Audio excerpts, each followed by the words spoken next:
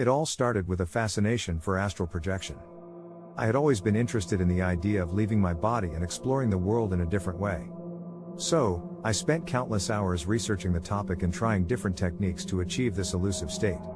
One night, after weeks of practice, something finally clicked. I felt a strange sensation as my consciousness began to separate from my body. I panicked for a moment, not sure if I was ready to leave my physical form behind, but I reminded myself that this was what I had been working towards.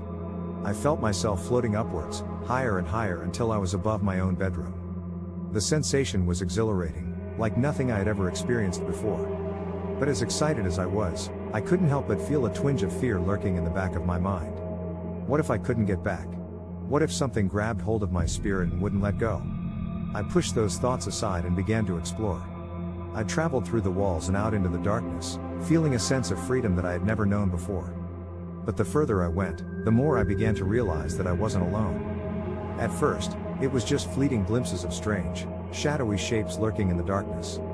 But the more I traveled, the more I began to sense an energy around me, something that felt malevolent. I tried to ignore it, to convince myself that it was just my imagination running wild. But in the end, I couldn't deny what I was feeling. Whatever was out there, it wasn't friendly. I turned to head back to my physical body, but something grabbed hold of me, pulling me down into the shadows. I could feel myself slipping, my consciousness losing its grip as I fell deeper and deeper into the abyss. And then I woke up, gasping for air and covered in sweat. It had all been a dream, or at least that's what I told myself. But as the weeks went on, I began to experience more and more strange occurrences when I tried to astral project. Shadows seemed to loom over me, their presence heavy and suffocating. Whispers echoed in my ears, taunting me with promises of unfathomable horror. And worst of all, I began to feel like something was watching me, some malevolent entity that refused to let me leave its grasp. I started to avoid astral projection, too scared to face whatever was out there in the darkness. But no matter how hard I tried to ignore it, the feeling never went away. It was always there, lurking, waiting for me. One night, as I lay in bed, I heard a soft whispering in my ear. At first, I thought it was just my imagination, but then I heard my name. The voice was low and guttural, like nothing human. It spoke in a language I didn't understand, its words carrying a sense of malice and hatred. I tried to pull away, but something held me in place. I couldn't move, couldn't scream. All I could do was listen as the voice spoke to me, promising me unimaginable pain and suffering. And then, suddenly, it was gone. I was alone once more, lying in bed with my heart pounding in my chest.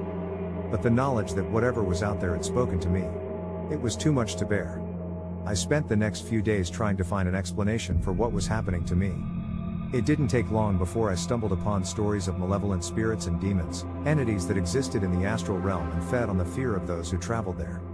I felt sick to my stomach, the realization sinking in. I had been playing with forces that I couldn't control, and now I was paying the price.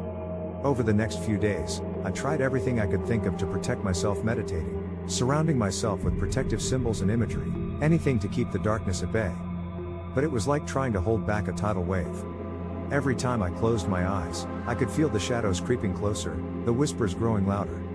And then, one night, it happened again. I felt my spirit beginning to rise, but this time I was filled with a sense of dread. I knew that whatever was out there would be waiting for me, ready to drag me down into the abyss. But I couldn't stop it. My body was already slipping away, and no matter how much I willed myself to stay put, I was powerless to resist. I floated out of my body, feeling the familiar sense of freedom and excitement. But as I traveled further into the darkness, I could feel the malevolent presence growing stronger. And then I was there, standing in the shadows, face to face with something that defied everything I've ever known. It was a creature made of smoke and shadow, its form constantly shifting and twisting.